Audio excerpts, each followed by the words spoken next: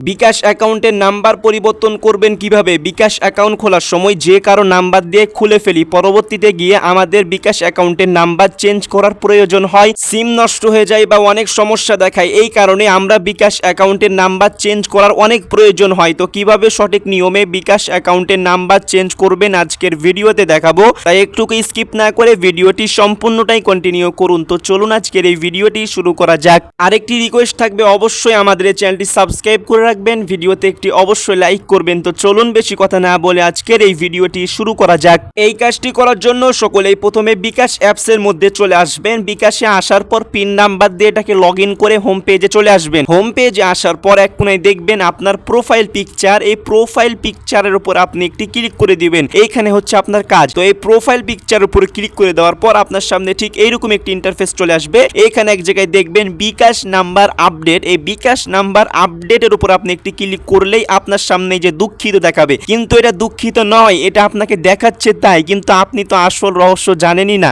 আসল রহস্য জানলে আপনি অবশ্যই বিকাশ নাম্বার পরিবর্তন করতে পারবেন। দেখুন, এখানে যে কেউ আসলেই এই ফিচারটি বলবে কি যে এই ফিচারটি ব্যবহারের যোগ্য নয়, বিকাশ নাম্বার চেঞ্জ করা যাবে না, কিন্তু আসল রহস্য হচ্ছে এটাই যে হ্যাঁ, অবশ্যই বিকাশ নাম্বার চেঞ্জ করা যাবে। তো কিভাবে বিকাশ নাম্বার চেঞ্জ করবেন, ভিডিওটি একটুকু স্কিপ করবেন না। দেখুন, আপনি যদি বিকাশ অ্যাকাউন্টের নাম্বার চেঞ্জ করতে চান তাহলে আপনাকে তিনটা কাজ করতে হবে। প্রথমত, আপনার বিকাশ অ্যাকাউন্টের ব্যালেন্স একেবারে জিরো করে দিতে হবে, একেবারে জিরো করতে হবে। আমি বলছি কিভাবে বিকাশ নাম্বার চেঞ্জ করবেন। তো প্রথমে আপনাকে এই যে ব্যালেন্সটা একেবারে জিরো করে দিতে হবে। ব্যালেন্স জিরো করে দেওয়ার পর আপনার যদি কোনো লোন থাকে, আপনি যদি লোন নিয়ে থাকেন তাহলে এই লোনটাকে পরিশোধ করতে হবে।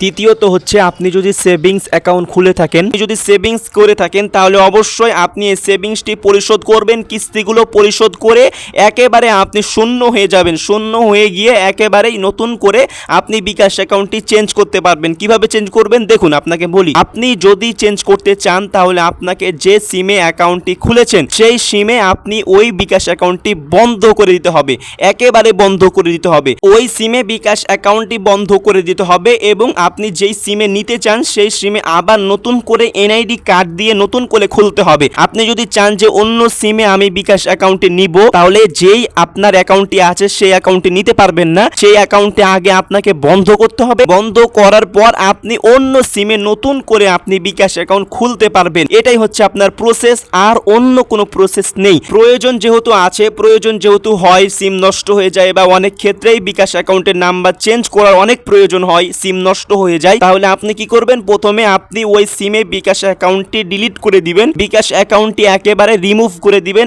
তারপর যেই সিমে আপনি নিতে চান, যেই সিমে আপনি অ্যাকাউন্টটি ট্রান্সফার করতে চান, সেই সিমে আবার নতুন করে এনআইডি কার্ড দিয়ে আপনি খুলতে পারবেন। এভাবেই কিন্তু আপনি খুলতে পারবেন, এভাবেই অন্য কোনো এক সিমে নিতে পারবেন। তাছাড়া অন্য কোনো প্রসেস নেই ভাই। তাই আপনি এই কাজটি করবেন, যেই সিমে আছে সেই সিমটিতে আপনি বিকাশ অ্যাকাউন্টটি রিমুভ করে দিবেন। রিমুভ করে দেওয়ার পর অ্যাকাউন্টটি একেবারে পার্মানেন্টলি ডিলিট করে দিয়ে আপনি অন্য সিমে, যেই সিমে নিতে চান সেই সিমে আপনি আবার নতুন করে এনআইডি কার্ড দিয়ে খুলবেন।